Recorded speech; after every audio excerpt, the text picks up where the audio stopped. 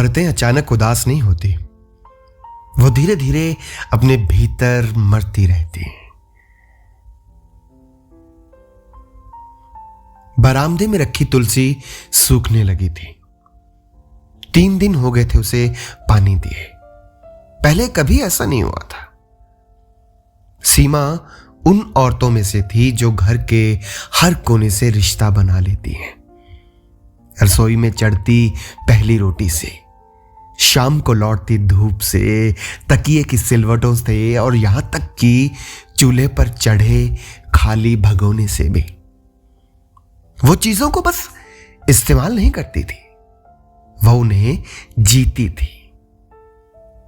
लेकिन पिछले कुछ महीनों से जैसे उसके भीतर कोई महीन दरार पड़ गई थी।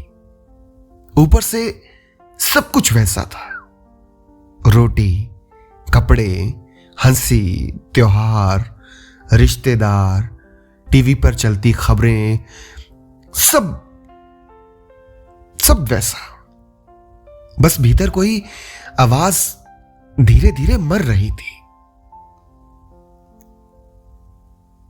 सुबह थी। गली में दूध वाले के साइकिल की घंटी बजती हुई निकल गई। सामने वाले घर की छत पर एक लड़की बाल सुखा रही थी। उसके गीले बालों से पानी टपक रहा था और धूप उन बूंदों पर अटके जा रही थी। रसोई में चाय चढ़ी थी। अदरक की महक पूरे घर में घूम रही थी और सीमा चुपचाप गैस के सामने खड़ी थी। पर उसकी आंखें कहीं और थी, बहुत दूर, शायद अपने भीतर। तभी पीछे से बेटे की आवाज आई, मम्मी, मेरी सफेद शर्ट कहां है? सीमा जैसे किसी गहरे से पानी से बाहर आई। अलमारी में दूसरी तह पर। नहीं है मां। ठीक से देखो बेटा, अब वहीं होगी। बेटा झुंझलाकर चला गया। सीमा ने चाय की आंच धीमी कर दी और तभी उसे याद आया कि वो शर्ट तो उसने कल शाम धोकर बाहर डाली थी और फिर रात को बारिश आ गई थी। वो बरामदे में आई। शर्ट अब भी तार पर टंगी थी, भीगी हुई, सिकुड़ी हुई, हवा में धीरे धीरे हिलती हुई, जैसे कोई देर तक रोने के बाद भी खुद को संभालने की कोशिश कर रहा हो। सीमा ने उसे उतारा और हथेलियों से सीधा किया। और जाने क्यों अचानक उसके भीतर कुछ कांपा। उसे लगा कि कुछ रिश्ते भी ऐसे ही होते हैं, शाम की बारिश में देर तक भीगते रहते हैं और घर के भीतर किसी को पता नहीं चलता कि वो कब सिकुड़ गए। तभी भीतर से पति की आवाज आई, सीमा, मेरी फाइल देखी तुमने? सीमा, मेरी फाइल देखी? टेबल पर होगी। तुम्हें हर चीज वही होगी क्यों लगती है? सीमा चुप रही। पति बाहर आया। फाइल उसके हाथ में थी। मिल गई थी शायद उसे, लेकिन चेहरे पर फिर भी वही रोज वाला तनाव था। ऑफिस का, जिम्मेदारियों का, ईएमआई का, उम्र का। जूते पहनते हुए उसने कहा, आज दाल मत बनाना, मीटिंग देर तक चलेगी।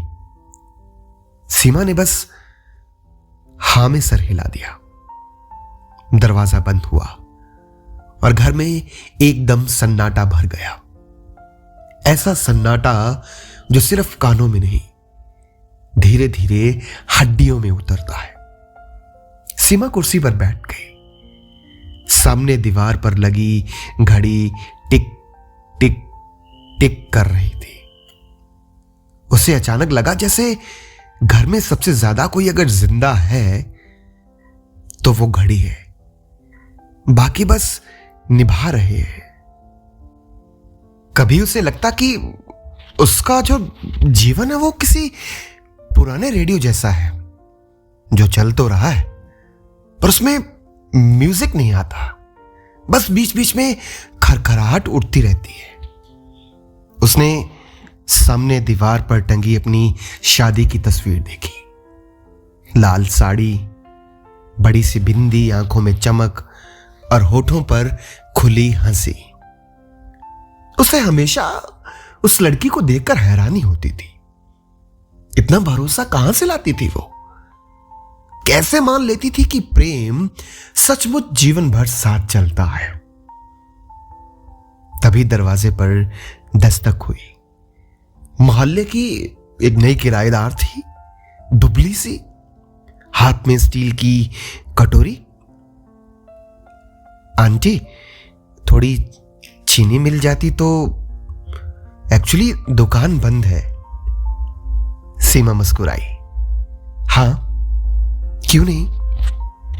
वो रसोई में गई और डिब्बा खोलते हुए उसने पूछा, नई शादी हुई है? लड़की हल्का सा मुस्कुराई। जी। अच्छा लगता होगा ना, नया नया घर। लड़की हंसी। वो वैसी हंसी थी जिसमें अभी तक कोई समझौता शामिल नहीं हुआ था। अभी तक वो हर चीज अच्छी लगती है। उसने कहा, हाँ जी आंटी, अभी तक तो सब ठीक है। सीमा कुछ पल उसे देखती रही, फिर बोली, और जब अच्छी लगनी बंद हो जाए तो? लड़की चौंकी। उसके चेहरे पर वही भाव था जो पहली बार किसी बच्चे के चेहरे पर आता है जब वो जानता है कि दुनिया में दुख नाम की भी कोई चीज होती है। जी? सीमा मुस्कुरा दी। कुछ नहीं। लड़की चली गई। दरवाजा बंद करके सीमा देर तक वहीं खड़ी रही। उसे अचानक मां की याद आ गई अपनी। मां भी ऐसे ही अजीब से सवाल पूछा करती थी और वो झुंझला जाती थी। मां, तुम हर समय इतना सोचते क्यों रहती हो? अब समझ आता था कि औरतें सोचती नहीं, धीरे धीरे भीतर डूबती रहती है। अब दोपहर ढलने लगी थी। घर में धूप का रंग पीला पड़ गया था। सीमा ने अलमारी खोली और नीचे वाले खाने में एक पुरानी कॉपी रखी थी, नीले कवर वाली। उसमें कॉलेज के दिनों की कविताएं थी। उसने पहला पन्ना खोला जिसमें लिखा था, मैं एक दिन घर से बहुत दूर चली जाऊंगी। अचानक सीमा हंस पड़ी। इतना जोर से हंसी कि उसकी आंखों में आंसू आ गए।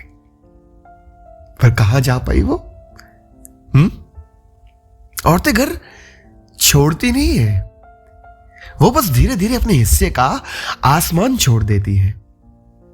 पहले उन्हें अपनी पसंद छोड़नी पड़ती है, फिर अपने शौक, फिर अपनी नींद, फिर अपना शरीर और एक दिन अपनी आवाज। शाम को बेटा आया। मम्मी, मेरी शर्ट सूखी नहीं अभी तक, बारिश में भीग गई थी। आपका ध्यान कहां रहता आजकल? सीमा ने पहली बार बेटे को गौर से देखा। वो बड़ा हो गया था, इतना बड़ा कि अब उसकी आवाज में पिता की झुंझलाहट उतर आई थी और उसका रौब भी। उसने धीमे से कहा, हां, शायद नहीं रहता होगा अब।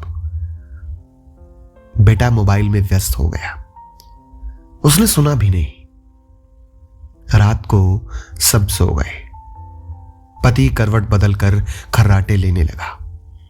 बेटे के कमरे में मोबाइल पर चलती किसी वीडियो की धीमी आवाज आ रही थी। सीमा चुपके से उठी और बरामदे में आ गई। रात बिल्कुल शांत थी। तुलसी अब भी सूखी खड़ी थी। उसने मग में पानी भरा और धीरे धीरे उसकी जड़ों में डाल दिया।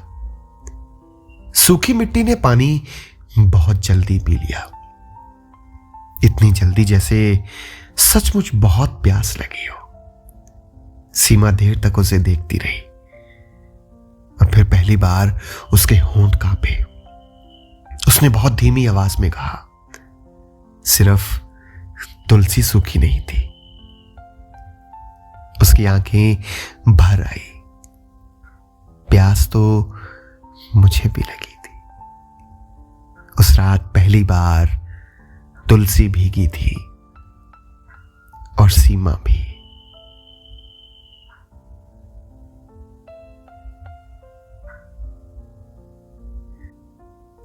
तो ये थी आज की कहानी, प्यास। उम्मीद करता हूं कि आपको पसंद आई होगी। और हां, अगर पसंद आई तो नीचे कमेंट सेक्शन में अपने वैल्यूएबल कमेंट्स जरूर दीजिएगा। और अगर आप इस चैनल पर नए आए हैं या आपने अभी तक इस चैनल को सब्सक्राइब नहीं किया है तो कर लीजिएगा और साथ ही साथ बेल नोटिफिकेशन आइकन ऑन कर लीजिएगा।